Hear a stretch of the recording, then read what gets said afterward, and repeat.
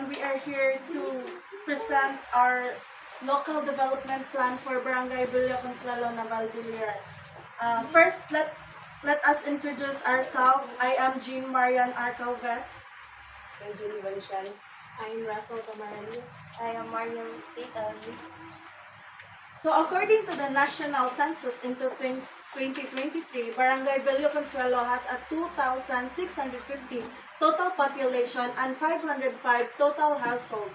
Before the arrival of the Spanish government, the name Villa Consuelo was Giron. Later on, the name was changed to Villa Consuelo because it is geographically located in a valley and bounded by two mountains, meaning a beautiful village. And mountains are called Mount Sayal and Candoko. It is the site of high-value crop plantation of the Department of Agriculture due to its agri-climatic condition.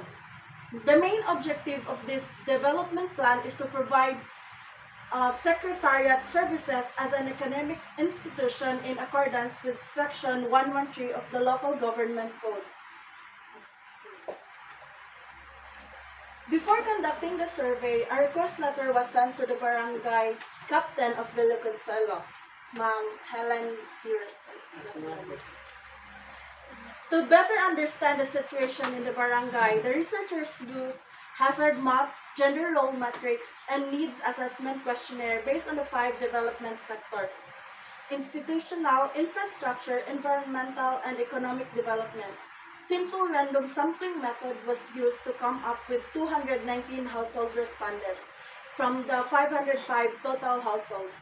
During the survey, researchers provided a consent form signed by the respondents throughout the survey, and after the survey, researchers tally all the responses and encoded it in the Excel. Next. This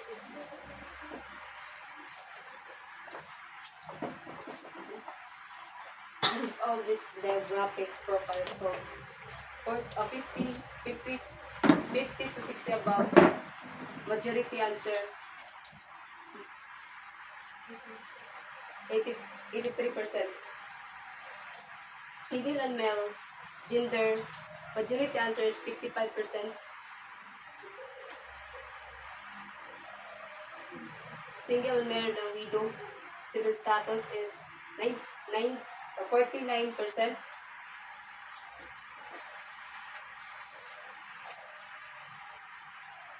Ang pinaka-highest niya is farmer, 32%. Highest educational, elementary level, 25%. Specifically sa productive, most men are doing farming with 64%.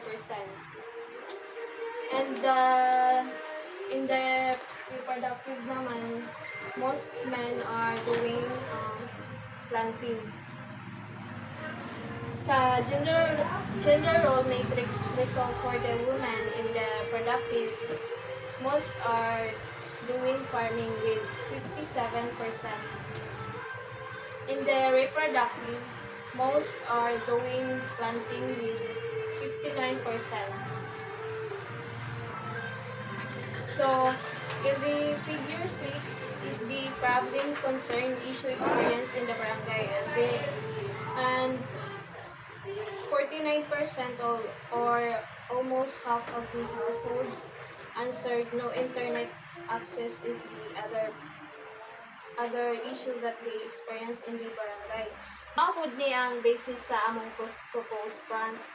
Kusara man among proposed plan kay unlimited ra kaayo ang budget, 16,000 ra kay according sa Department of Budget and Management to 20% ra allotted budget for the So, amo pong propose is free Wi-Fi hotspot. So, the objective or the purpose is aims to provide and enhance free internet access for the residents. Proposed amount is limited lang, so usa lang project ang amo na propose, which is 16,000 This will be used to buy two Wi-Fi router or access point, SIM card, cables, and weatherproof enclosure. So the time frame is 1 day.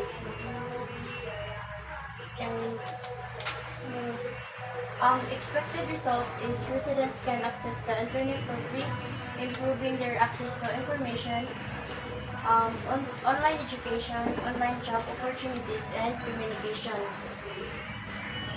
Also, students will no longer have to look for just to find a signal or to connect to the internet. And also, residents here in Barangay Consuelo can access online government services, emergency updates, and communication among families and barangay official will be faster and more efficient. Wifi na para pinatan siya din ng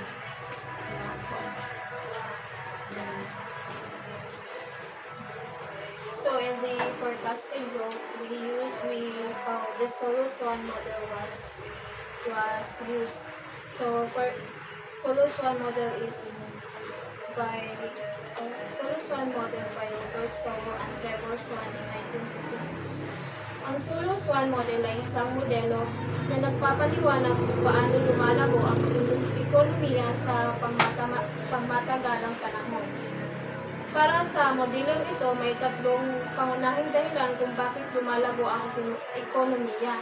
Una ay ang puhunan o kapital tulad ng mga makina, gusali niya.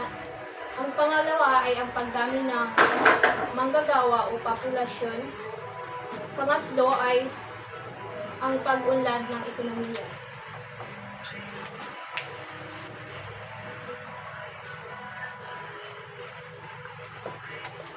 So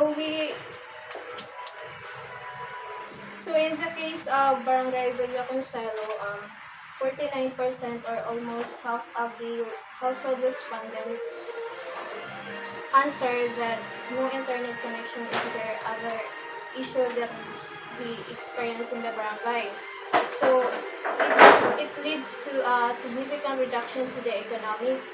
So the Solo Swan model is applied to understand the growth by the barangay with the implementation of the free Wi-Fi hotspots project.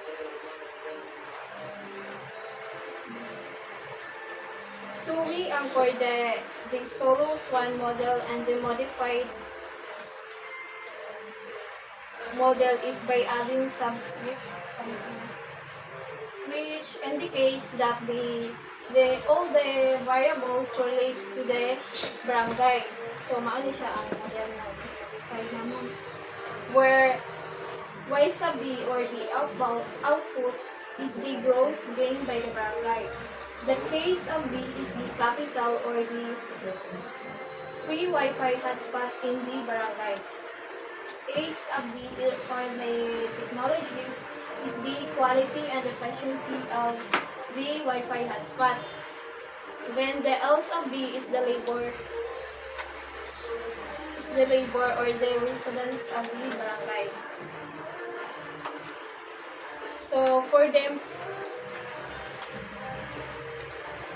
the interpretation sa model kung saan siya pagkaibalo kung naay by growth ang barangay paano. When the barangay invests more on adding free Wi-Fi hotspot, more people can access o daghan na makagamit. This helps them in studying sa ilang pag-eskwela, sa pangitag, trabaho, or to start a business, or use online services. This brings more income and activity to the residents. Over time, if the internet becomes faster and more reliable, it helps people to do even more like working from home, learning online, or selling things on the internet. This leads to a long-term progress. Also, as more residents use the internet, they become better at using technology. This helps everyone in the barangay more connected, informed, and included included in digital world. So overall, with the adding of free Wi-Fi hotspots with a reliable internet connection and with the involvement of the residents in the barangay, it could lead to a productive growth for the barangay. So these are the references that we use, and these are the documentation during the study. So that's the end of our presentation.